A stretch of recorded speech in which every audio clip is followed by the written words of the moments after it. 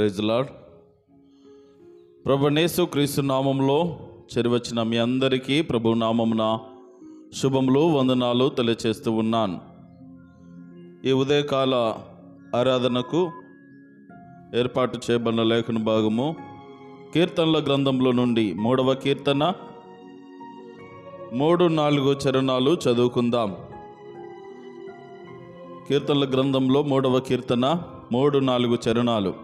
యెహోవా, నీవే నాకు కేడముగాను, నీవే నాకు అతిశయాస్పదముగాను, నా తల ఎత్తువాడవుగాను ఉన్నావు. ఎలుగెత్తి నేను యెహోవాకు మొరపెట్టినప్పుడు ఆయన తన పరిశుద్ధ పర్వతము నుండి నాకు ఉత్తరమిచ్చును. దేవునికి మహిమ కలుగునుగాక. భక్తుడైనటువంటి దావీదు వ్రాసినటువంటి ఈ కీర్తన మరి ఎంతో బాధలో దుఃఖములో వ్రాస్తూ ఉన్నాడు. మనం నిన్నటి దినమున మొదటి 2 చరణాలు ధ్యానం చేశాము. యెహోవా, నన్ను బాధించు వారు ఎంతో విస్తరించి ఉన్నారు అని అంటాడు. నా మీదకి అనేక మంది లేస్తున్నారు, దేవుని నుండి అతనికి రక్షణ ఏమీ కలగదని చెప్పుకుంటున్నారు, దేవుడు కూడా ఇక అతన్ని కాపాడలేడు అని చెప్పుకుంటా ఉన్నారు.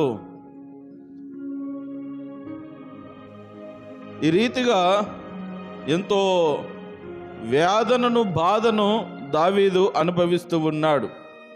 ప్రేమణ దోంబిడ్లారా, తన బాధల్లో దావీదు స్పందించిన తీరు మహా గొప్పది.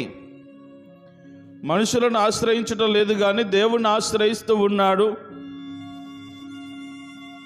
అందరేమో అతని వలన, దేవుని వలన అతనికి రక్షణ ఏమీ కలగదు, దేవుడు ఏమాత్రమిక దావీదును కాపాడలేడు, దేవుడు దావీదును వదిలిపెట్టేశాడని చెప్తున్నటువంటి తరుణంలో ఈ దావీదు యొక్క విశ్వాసం ఎలా ఉన్నదంటే, ఇదిగో యెహోవా, వాళ్ళు నన్ను బాధిస్తున్నారు, బాధించని, అనేకులు నా మీదకి లేస్తున్నారు, అనుకూడని మాటలు అంటున్నారు, నన్ను చంపడానికి వస్తూ ఉన్నారు, ఎక్కడ దొరుకుతానా బాణములతో గుచ్చి చంపుదామని వారు పోరాటాలు చేయడానికి కత్తులు తీసుకొని బాణాలు తీసుకొని వస్తూ ఉన్నారు. సర్లే, దేవుడు కూడా నన్ను కాపాడలేడని చెప్తా ఉన్నారు. సరే, ఇదిగో ఇంత వ్యవస్థ నా చుట్టూ ఉంటుండగా, ఇన్ని అపాయాలు నా చుట్టూ ఉంటుండగా, ఈరోజు నుండి నీవే నాకు కేడము అంటున్నాడు. దేవునికి మహిమ కలుగునుగాక. ఈరోజున దావీదు ఈ 2 వచనాల్లో దావీదు భక్తుడు చెప్తున్నటువంటి మాటలు మనం గమనించినట్లయితే, ఇదిగో దేవుడే నా రక్షణ లేదా దేవుడే నా కేడము అనేటటువంటి మాట చెప్తున్నాడు. కేడము అనంటే కాపాడేటటువంటిది. అందుకే దేవుడే నా రక్షణ, నన్ను రక్షించేది. ఆ ప్రజలందరూ కూడా ఏం చెప్తున్నారంటే, దేవుడి నుండి అతనికి సహాయం ఏమీ దొరకదు, దేవుడు కూడా రక్షించలేడు దావీదునని చెప్పుకుంటున్నారు. కానీ ఇప్పుడు దావీదు చెప్తున్న మాట ఏంటంటే, నన్ను రక్షించేది మాత్రము నా దేవుడే, ఈ పరిస్థితుల నుండి నన్ను విడిపించేది మాత్రం నా దేవుడే. ఎలా రక్షిస్తాడు అని అంటే, ఇదిగో కేడముతో కప్పినట్లు నన్ను కప్పుతాడు, నీవే నాకు కేడము అని అంటున్నాడు.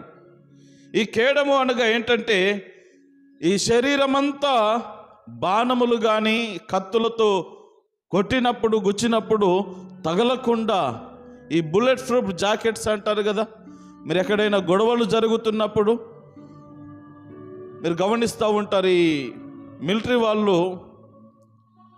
ఒక రకాలైనటువంటి వస్త్రాలు వేసుకుంటూ ఉంటారు, పైనుండి కింద వరకు ఉంటాయి అవి.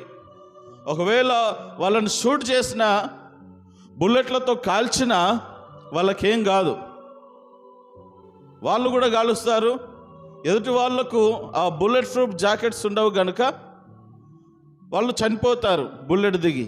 వీళ్ళకి ఏం కాదనమాట, ఎందుకంటే పైనుండి క్రింద వరకు, పైన హెల్మెట్ పెట్టుకుంటారు, ఈ పైనుండి క్రింద వరకు కూడా ఈ బుల్లెట్ ప్రూఫ్ జాకెట్, తర్వాత క్రింద వరకు కూడా వాళ్ళు ధరించుకుంటారు.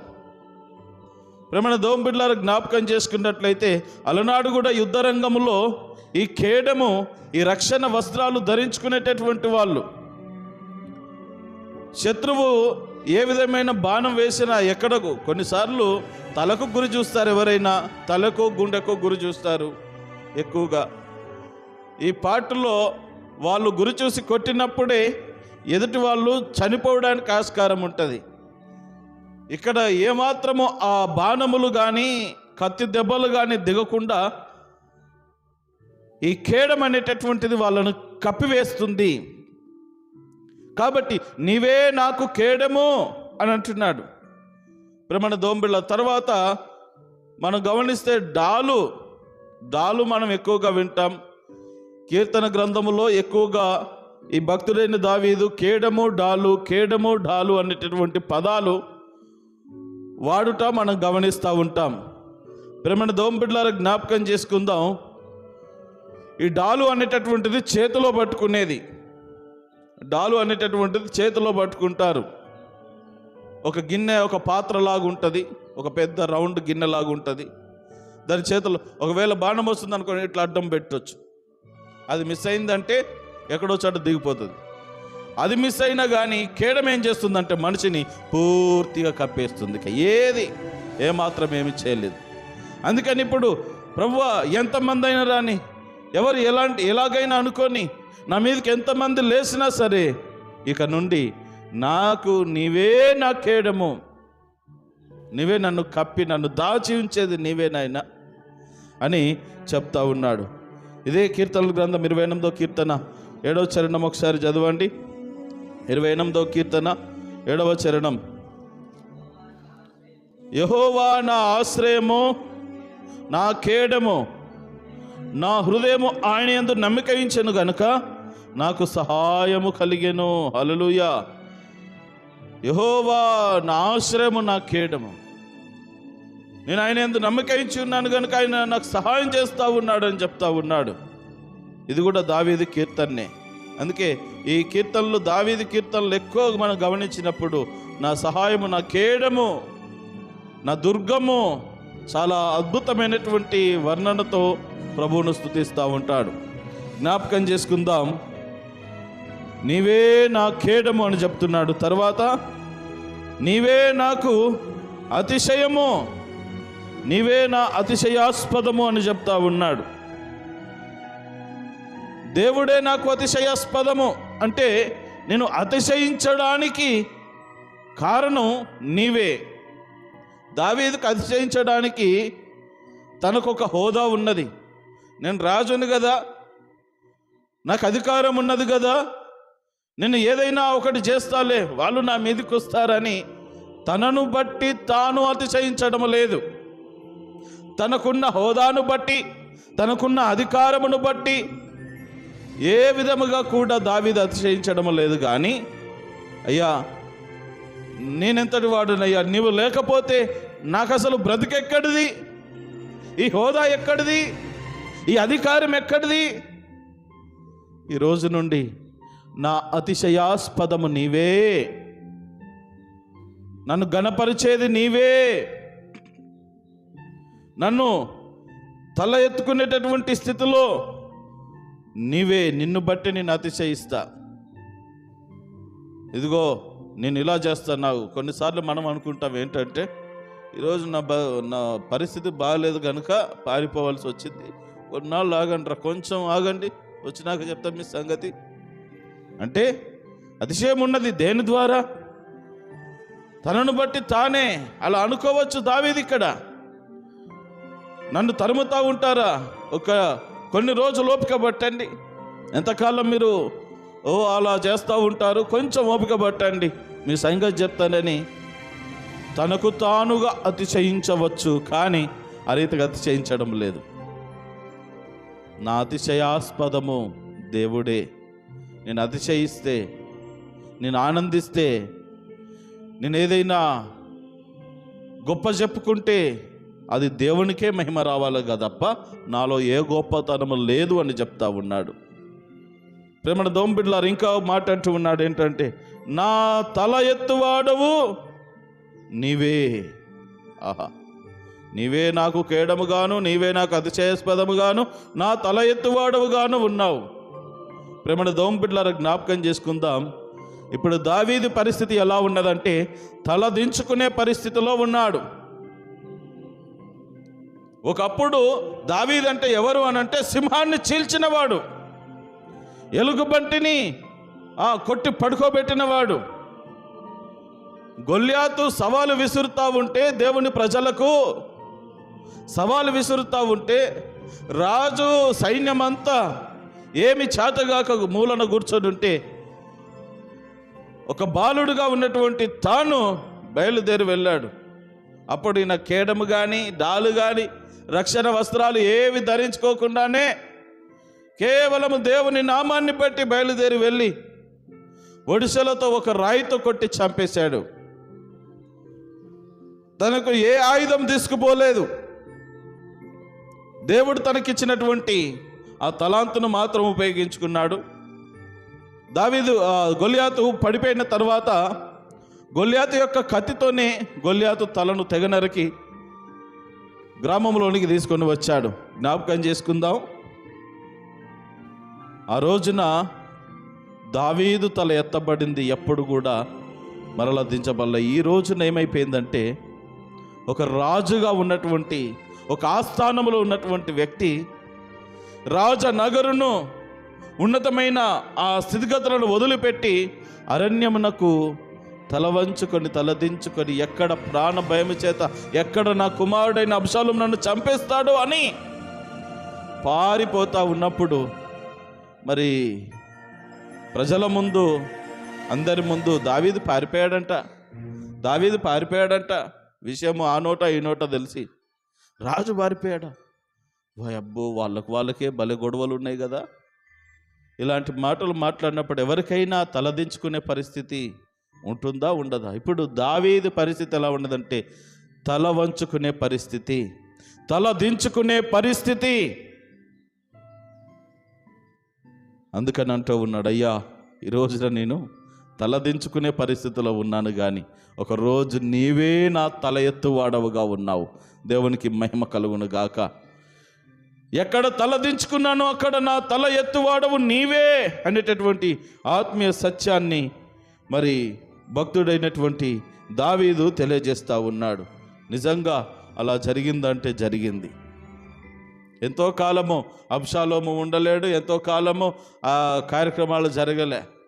కొద్ది కాలంలోనే దేవుడు వాళ్ళందరిని మొత్తి పక్కకు దొబ్బేశాడు. మరలా వెళ్ళి తల దించుకొని పారిపోయి ప్రాణభయముతో పారిపోయిన ఈ దావీదు తల ఎత్తుకొని సగర్వంగా రాజనగరులో అడుగుపెట్టి తన పరిపాలనను కొనసాగించాడు.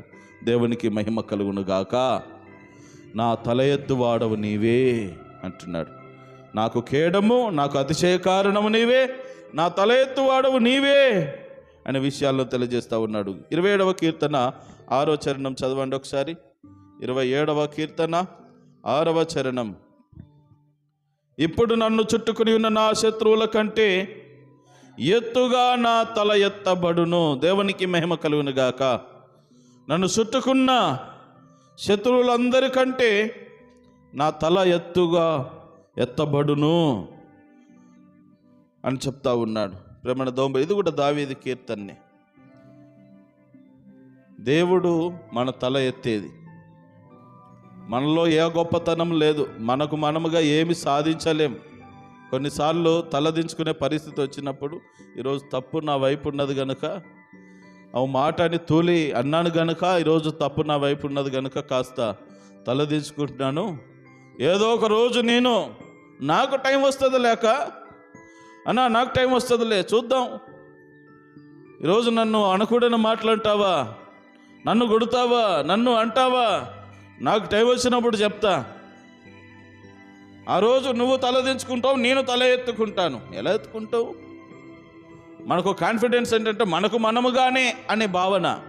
ఇక్కడ దావీదు అలా చెప్పొచ్చు, ఆయన కాస్త అధికారం ఉన్నది, భయపడి ప్రాణ భయముతో పారిపోయినప్పటికీ ఆయన ఒక రాజుగా ఆస్థానంలోనే అధికారంలోనే ఉన్నాడు. కానీ తన యొక్క తెలివితేటలు, తన యొక్క గొప్పతనాన్ని ఏమాత్రం అక్కడ ప్రదర్శించడం లేదు. నీవే నా తల ఎత్తాలనయ్యా, నీవే నా తల ఎత్తుతావు, నీవే నన్ను కాపాడుతావు, నీవే నాకు ఘనతనిస్తావు అని ఒక విశ్వాసముతో కూడిన ప్రార్థన చేస్తూ ఉన్నాడు. తర్వాత చదవండి 4వ వచనం. నేను మొరపెడతాను అని అంటున్నాడు. ఎలుగెత్తి నేను యెహోవాకు మొరపెట్టినప్పుడు ఆయన పరిశుద్ధ పర్వతము నుండి నాకు ఉత్తరం ఇచ్చును. ప్రేమన దోంబిడ్లారా జ్ఞాపకం చేసుకుందాం. ఎలుగెత్తి యెహోవాకు నేను మొరపెడతాను, అప్పుడు ఆయన నాకు ఉత్తరం ఇస్తాడు. జ్ఞాపకం చేసుకుందాం. దావీదుకు ఎంత గొప్ప విశ్వాసం ఉన్నది చూడండి. ఇక్కడ నేను దేవునికి మొరపెడితే ఆయన నాకు సహాయం చేస్తాడు, నాకు జవాబు ఇస్తాడు అనేటటువంటి ఒక కాన్ఫిడెన్స్ ఉన్నది. ఎలా అనంటే దేవునితో తనకున్న వ్యక్తిగతమైన సంబంధం, దేవునితో తనకున్న వ్యక్తిగతమైనటువంటి సంబంధము ద్వారా మాట చెప్పగలుగుతున్నాడు. ఇలాంటి పరిస్థితుల్లో నేను దేవునికి మొరపెడతాను, ఆయన నాకు సహాయము చేస్తాడు, నా మొర ఆలకిస్తాడు. ఆ పైనుండి పరిశుద్ధ పట్టణమైన సియోనులో నుండి, ఆ పరిశుద్ధ పర్వతము నుండి, ఆ పరలోక పట్టణము నుండి నాకు సమాధానం ఇస్తాడు. నా ప్రార్థన ఆలకించే దేవుడు, నాకు సహాయం చేసే దేవుడు. కనుక ఎంతమంది వచ్చి ఏం చేస్తే నాకేంటి, నేను మాత్రం ధైర్యంగా ఉంటాను అని చెప్తా ఉన్నాడు. ఈరోజు నాకు జ్ఞాపకం చేసుకుందాం ప్రేమణ దోంబిడ్లారా. ఇదే కీర్తనల గ్రంథము 34వ కీర్తన 4వ చరణం. 34వ కీర్తన 4వ చరణం. నేను యెహోవా యొద్ద విచారణ చేయగా ఆయన నాకు ఉత్తరం ఇచ్చెను, నాకు కలిగిన భయములన్నిటిలో నుండి ఆయన నన్ను తప్పించెను. దేవుని సన్నిధిలో ప్రార్థన చేస్తే దేవుడు తనకు జవాబిచ్చాడంట. తనకు కలిగిన భయములన్నిటిలో నుండి విడిపించాడు అని చెప్తా ఉన్నాడు. ప్రేమణ దోంబిడ్లారా, ప్రాణ భయములో ఇక్కడ కూడా ప్రార్థన చేస్తూ ఉన్నాడు. దేవుడు నాకు సహాయం చేస్తాడని, నన్ను విడిపిస్తాడనేటువంటి ఒక నిరీక్షణ, విశ్వాసము దావీదునకున్నది. అదే 91వ కీర్తన 15వ చరణంలో మనం గమనించినట్లయితే, అతడు నాకు మొరపెట్టగా నేను అతనికి ఉత్తరం ఇచ్చెదను, శ్రమలో నేను అతనికి తోడై ఉండెదను, అతను విడిపించి అతను గొప్ప చేసేదను అని చెప్తా ఉన్నాడు. ప్రేమణ దోంబిడ్లారా, మన దేవుడు ప్రార్థన ఆలకించేవాడు. ఎవరు చెప్పండి? ప్రార్థన ఆలకించేవాడు, మన బాధను చూచేవాడు, మన మొరను ఆలకించి మనకు ప్రత్యుత్తరం ఇచ్చేవాడు, సమాధానం ఇచ్చేవాడు. ఆయన విని ఊరుకుండేవాడు కాదు, విని ఊరుకునే వ్యక్తి కాదు, సామాన్యమైన మానవుడు కాదు. ఆయన సర్వసృష్టికర్త. ఆయన నీ ప్రార్థన ఆలకిస్తాడు, నీకు సమాధానమునిస్తాడు, నీకు ప్రత్యుత్తరం ఇస్తాడు, దానికి జవాబు ఇస్తాడు. నువ్వేం చెయ్యాలో, ఎలా బ్రతకాలో, ఈ పరిస్థితిలో ఎలా మెదలాలో నేర్పిస్తాడు. కాబట్టి జ్ఞాపకం చేసుకుందాం. మొత్తం మీద 2 చరణాలు మనం జ్ఞాపకం చేసుకున్నట్లయితే దావీదు చెప్తా ఉన్నాడు, అయ్యా నీవే నా కేడము. అంటే కేడమంటే తనను కాపాడేటటువంటి రక్షణ కవచనం. ఇంకో మాటలో చెప్పాలంటే నీవే నా రక్షణ. హల్లెలూయా, నీవే నా రక్షణ. మొదటి చరణాల్లో అన్నాడు, అయ్యా నన్ను ఎంతో మంది బాధిస్తున్నారు అని అన్నాడు. ఇక్కడ అంటున్నాడు ఇప్పుడు నీవే నా రక్షణ. ఇప్పుడు దావీదుకు రక్షణ కవచం ఎవరు అనంటే దేవుడే. ఇప్పుడు ఎన్ని బాణాలు అన్నారని, ఎవరేమైనా అనుకొని, ఏదైనా చేయని, అయ్యా ఇదిగో నీవే నాకు కేడము, నీవే నాకు అతిశయాస్పదము, నా తల ఎత్తువాడవు నీవే. ఇదిగో నేను ప్రార్థన చేస్తాను, నేను మొర పెడతాను, నా మొరను ఆలకించి నాకు సహాయం చేస్తావు అని ఒక విశ్వాసముతో ఈ కీర్తన రాస్తూ ఉన్నాడు. ఇంకా క్రింద చాలా అద్భుతమైన విషయాలు ఉన్నాయి, వాటిని రేపటి నుండి మనం ధ్యానం చేద్దాం. కాబట్టి ప్రేమన దోంబిడ్లారా, ఈ రోజున దావీదు వంటి పరిస్థితులు ఒకవేళ నీవు ఉన్నట్లయితే, దావీదులాగా నీవు కూడా శ్రమల సంద్రములో, బాధల్లో చిక్కుకున్నట్లయితే, మనము కూడా దావీదులాగా ఇదిగో చెప్పగలగాల. ఏమని అనంటే, ఇదిగో నీవే నా కేడము దేవా, నీవే నాకు అతిశయాస్పదము, నా తల ఎత్తువాడవుగా నీవే ఉన్నావు. దేవుడే మన తల పైకెత్తాలి, దేవుడే మనల్ని ఆశీర్వదించాలి, దేవుడే మనల్ని ఘనపరచాలి. దేవుడు లేకుండా మన జీవితాలు శూన్యం.